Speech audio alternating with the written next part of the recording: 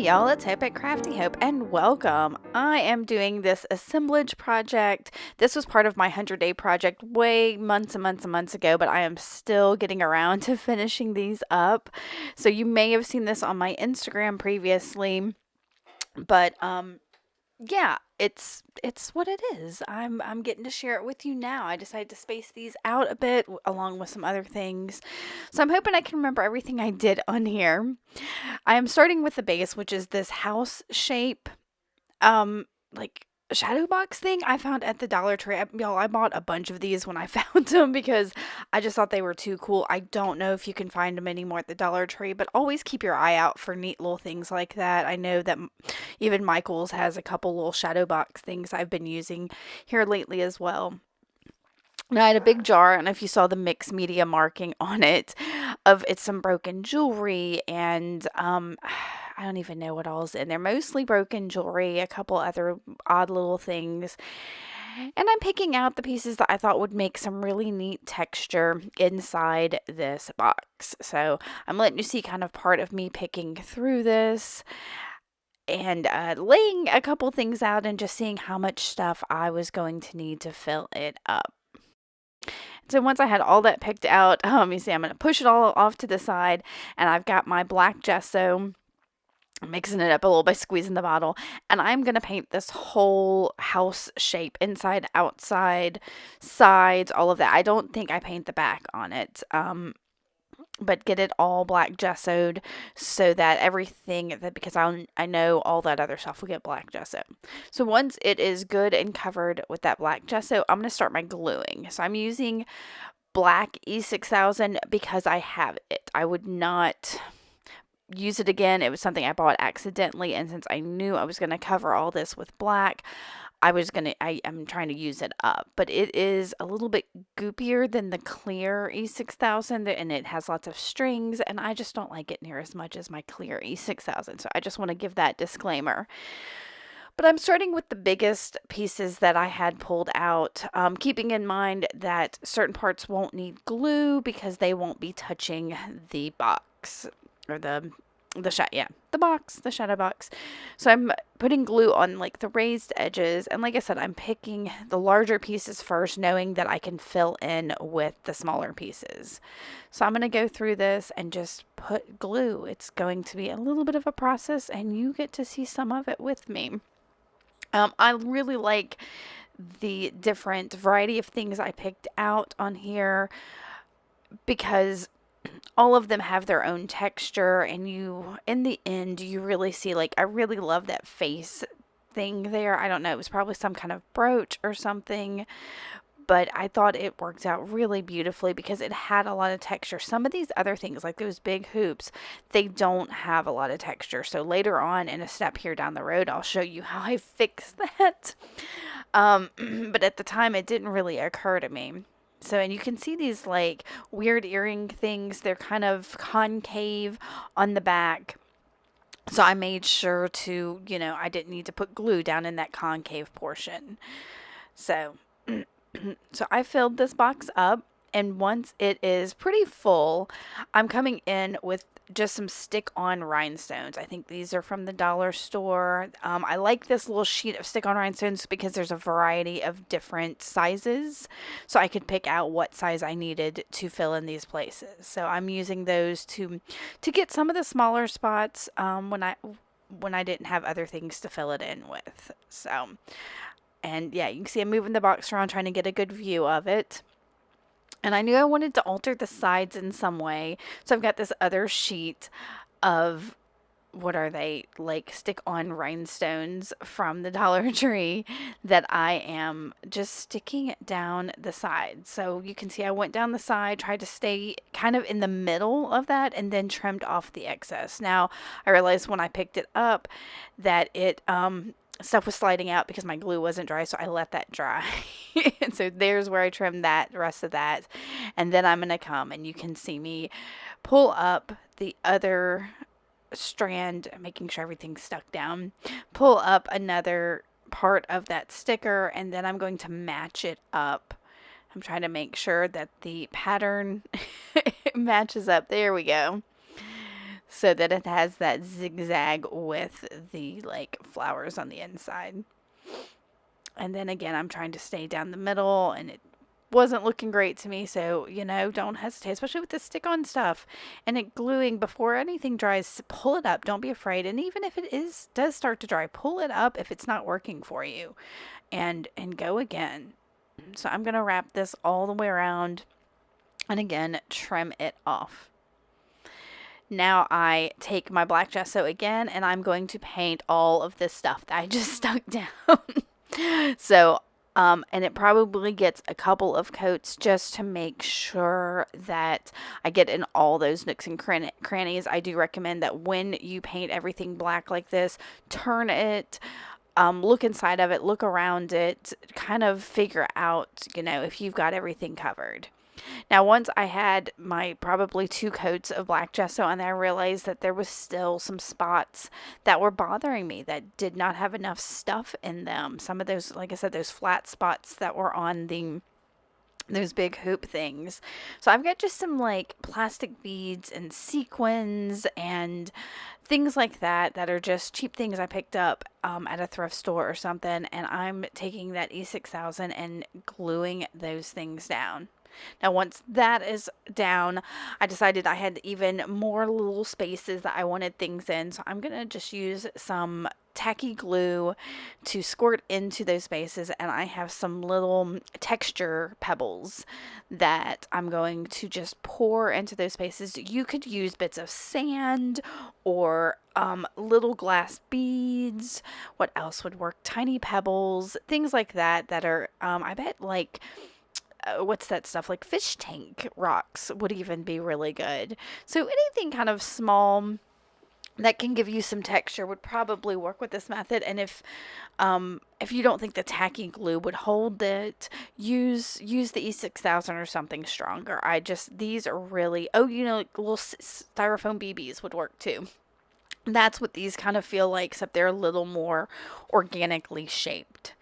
So I'm filling in these spaces with those, and you'll see in a minute once I get them all in the glue that I've put down, I'm just going to shake off the excess. I'm not going to show you here, but I shake off the excess and then take where I could see that it didn't get all in the glue, filled it in a little bit more. So just get that texture that you really, if you want a bunch of texture, find whatever you can and stick it down that you can get some fun texture. Y'all, like I said, I did this months ago, and I'm itching now that I've been editing this video. I'm itching to get back to it. Now, I don't like, since I've kind of put texture on everything else, I didn't like that those front edges didn't have any texture.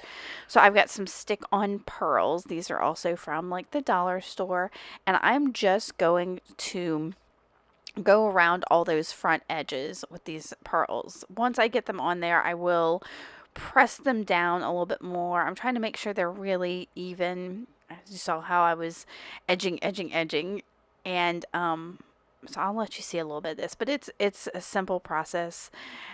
You get to an edge and it's too many, trim it off and save those. All right, once all of that was finally glued down, I'm going to go back over with more gesso. Again, use as many coats as you need to get everything covered up. Again, turn your substrate, your box, whatever, so that you can see in those nooks and crannies, all sides, all directions. It won't make a huge deal in the end if you're using a bunch of different colors like I'm going to on this one in a minute, but yeah. All right, so I have that all blacked out, and now I'm going to add some white. I wanted to add a little bit of a base white to help me later on have some of the other colors I'm going to use show up. So I've got some white acrylic paint and some pearlizing medium that I'm going to mix together on my little palette tray. And then I'm going to take a dry brush and get just the tiniest bit of that mixture onto my brush, brush off the excess, and then start dry brushing on all of that texture that we've put in there so that we can pick up some of that texture and see it. But like I said, I'm using the white to kind of give a nice base to that, because the next thing I'm going to add has lots of color and I want some of that color to show up on there. I know that the black works as a great neutralizer. It kind of makes everything the same. And now we're working to kind of bring in all of those little textures that we want to see, that we've put in there, that we spent so much time gluing down. So now I've got that white on there, and it's, it's not a huge thing.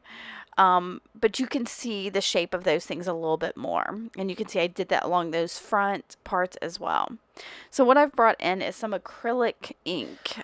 This is Liquitex brand in Naphthol Crimson, cadmium yellow light hue, and cerulean blue hue. So as you saw, I kind of put just a couple splotches at the top of the red, sprayed it with some water, moved it around a little bit, doing the same thing with the yellow, several drops of the yellow. I'm going to spray it to let it move around and actually move my box around, trying not to let it go up and down too much. Side to side was good, but I didn't want too much of the red to run down and lose it from the top. And now I'm adding that blue as well, and kind of the same process. And I did, I think, use my heat gun to dry this because I was trying to keep it from moving around anymore. Now, what I really wanted was it to these are the primary colors, so I wanted the red to blend with the yellow to make an orange, and the blue to blend with the yellow to make a green. It didn't really do that, but it's okay because we're going to cover it up with more stuff. This tint of color is just kind of there in the background for me, and it's one of those things that'll hit you every now and then in certain lights. You'll see at the pictures I have at the end that you don't see these strikingly, rainbow colors, but you get little hints of it, and I kind of love that. So I decided the yellow was getting lost, so I'm going to add a couple more drops of that. I mean, it is the lightest color on there. And you can see I tried to drop it near that blue to try to get it to mix, and I didn't even add water to that. So once I got that dry, the colors aren't shockingly there, but they're there in some places. And I'm bringing in, this is a Dilutions Mica Spray in Vibrant Turquoise. And y'all, I spray this on everything. It is getting all on the inside, all on the, I'll do the outside where we've got, see the front. And then I'll do the sides as well there. So yeah, everything gets a coat of that. So it's got this beautiful blue sparkle. And now we're adding more stuff. This is Prima Marketing's Metallic Wax and Aged Brass. And again, I'm trying to pick up some of the texture because I put those sprays in the inks and moved them over everything. Some of our textures have gotten lost. So I'm basically dry brushing again with this wax. Now it does a fairly good job, but I'm going to do something a little bit more to bring it out a little bit more. Now I decided my focal was going to be one of these two little mermaid figurines, but they were hollow and didn't have a whole lot of weight to them. And I knew I didn't have a lot of surface to glue them into, so I'm just using hot glue to fill in that that hollow area. And like I said, it gives it some weight and it's going to give it a flat surface. So once I get it filled in, I'm going to put it down on a nonstick craft sheet. You could use wax paper or something like that to get it to fill in. I'm having a time with my glue stick there. I'll put it down on my nonstick craft sheet and let it dry. So I'm going to paint both of them, knowing that I'm only going to end up using one of them, but I couldn't decide yet. So I went ahead and did both of them. So while that was the hot glue, while the hot glue was drying, I pulled out a gold acrylic paint.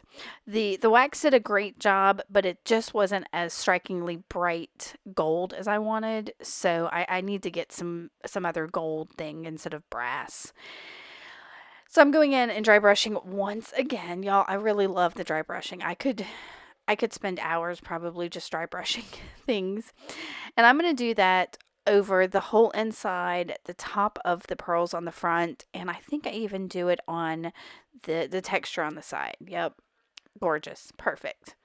So now we're going to black gesso all of these things, both of these mermaids, that laser cut star, and you don't see it here, but I bring in a, it's part of a dowel that I will also, um, put black gesso on.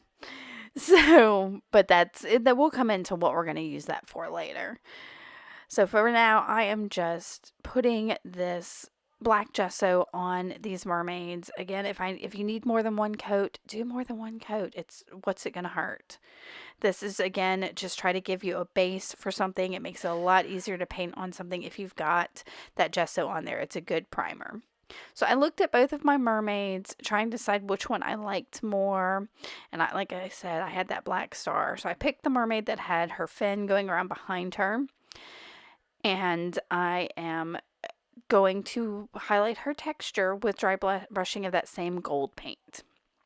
So you see, I didn't add anything. We're going to add more to her in a minute, but we're going to start with the gold paint as our base on top of the gesso. So, yep, she's going to get that. The star, we are not going to add the gold because it's going to hopefully just kind of blend in to the background. Just keep it black. All right, she is completely painted, and then I've got a kind of a raspberry. I think it's called iced raspberry. I can't really find it online, but it's an Arteza paint. It's one of their mica paints, and I'm using it to go over just the mermaid. I'm gonna leave her clamshell that she's sitting on the gold. But the mermaid itself, she got painted that raspberry. Now, I wasn't really digging the raspberry as shiny as it was. I wanted her to be a little bit different. So I've grabbed one of my favorite Americana acrylic paints, which is Sea Glass. And I'm going over her, which ends up giving her like a sandy looking effect over her, like she's made out of sand. But that little bit of that raspberry kind of peeks through.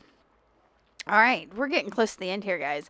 I have got that little star I painted, and I'm grabbing, this is just my clear E6000, and I am putting it on two of the points, and I have found a part where those points fit down into my assemblage there, all of that texture that we've put in. And so here's my little part of a dowel that will fit right underneath my star and give it a little bit of stability, so it's not just this flimsy die cut star floating there, but it'll help.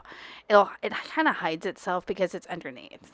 So I've put E6000 on it as well, and I'm sticking it right underneath for some stability. I came back in later and added more E6000 between the star and the dowel as well, not just on the dowel to the back. Once that dried, I'm putting my E6000 on that hot glue that's been painted, and you can't really see anything, and I'm going to stick my mermaid down. And y'all, that's it. This assemblage is done. She is absolutely gorgeous. It was a lot of steps, but I had so much fun with it. I hope you enjoyed watching me make her. Let me know if you have any questions, and come back later and see what else I do. I've still got a couple more of these assemblages to share with you. I'd love to know if you are enjoying them. All right, thanks y'all. Bye.